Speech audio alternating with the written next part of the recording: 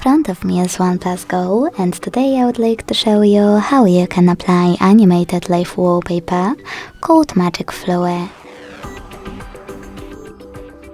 Begin by going into Play Store and getting free app called Magic Fluid Slide Fluid Theme from Mad Scientist.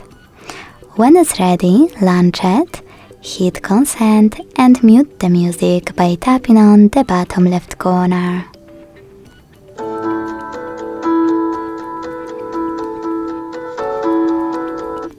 Then select this gear at the top left corner.